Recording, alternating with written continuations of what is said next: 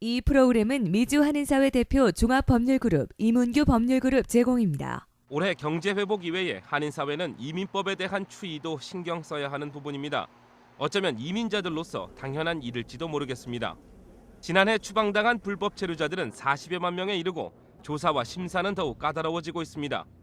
위클리 법률, 오늘은 이민법의 핵심 사항인 이민 개혁안을 전망해 보겠습니다. 2010년에는 그 드림 액트라든지 포괄적 이민 개혁안에 대해서 이민자들이 많은 기대를 했었습니다. 하지만 실망스럽게도 지난 12월 드림 액트는 하원은 통과했지만 상원에서 부결되었습니다. 지금 오히려 경기가 회복된다는 좋은 소식과 함께 훨씬 더 2010년보다는 기대해 볼 만하다고 생각이 듭니다. 여기에서 주목해야 할 사실은 공화와 민주 두 당의 중진 의원들을 중심으로 오히려 포괄적이고 초당적인 이민 개혁안이 거론되고 있다는 것입니다. 물론 유권자들의 표심을 의식한 의원들의 정치적 행보가 관건입니다만 이민자들의 대표격인 여러 단체와 커뮤니티 차원의 목소리를 한껏 내기 위한 적극적인 노력이 뒷받침된다면 기대해 볼 만하다는 것이 전문가들의 의견입니다. 이러한 포괄적인 이민 개혁 법안의 기대는 드림 법안의 성사 여부가 시발점이 될 것으로 보입니다. 저희 그 학생들이 많이 기대를 하고 있는 그 드림 액트의 기본적인 취지는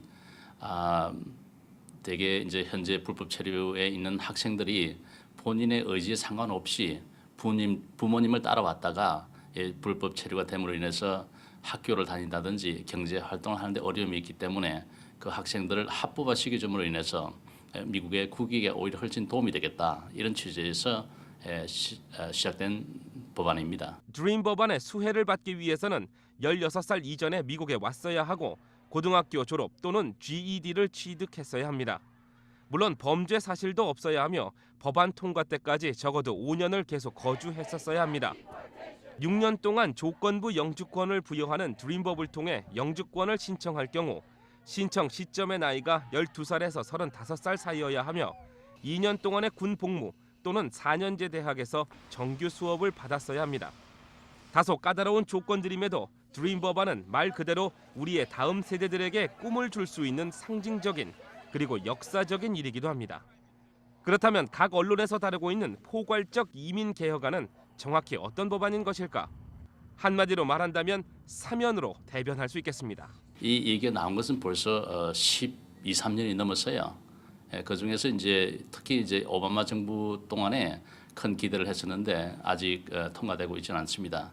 기본적인 이제 취지는 현재 미국에 약 한 1,200만 명의 불법 체류자들이 있는데 그 사람들을 합법화시켜줌으로 인해서 그 한 사람당 수수료를 2,000불에서 3,000불씩 부과함으로 인해서 상당한 연방 재정 수익이 된다. 그것을 계산하게 되면 약 한 200억 불에서 300억 불의 재정 수익이 되기 때문에 현재 법안이 정해놓은 수혜 자격은 첫째, 국내 거주가 확실해야 하고 둘째, 중범죄 사실이 없어야 하며 셋째, 이민법상 다른 결격 사유가 없는 불법 체류자입니다. 여기에 추방 명령서를 받았거나 추방 재판에 회부됐다 하더라도 앞서 언급한 조건들을 충족한다면 영주권을 받을 수 있게 하고 있습니다. 신청은 1년 동안 받게 되며 해외에 있는 미성년 자녀와 배우자도 동일한 혜택을 갖게 됩니다. 접수한 신청이 승인되면 4년 동안 유효한 조건부 영주권이 부여됩니다. 별다른 수정 없이 상정돼 통과되더라도 불법 체류자들에게는 커다란 희망의 불빛이 되는 셈입니다. 그러나 2012년까지 법안 재상정이 현실상 어려울 것이라는 견해가 있습니다. 이민 개혁에 대한 국민들의 반감과 경기 침체, 그리고 여기에 따른 실업률 등은 애리조나의 반이민법에 힘을 실어주고 있기 때문입니다.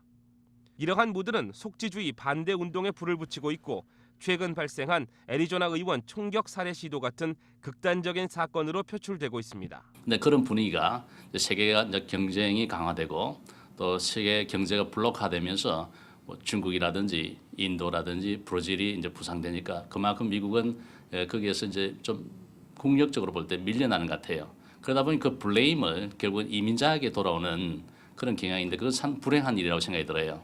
위클리 법률, 다음 이 시간에는 종교 이민과 이에 따른 문제점들을 짚어보겠습니다.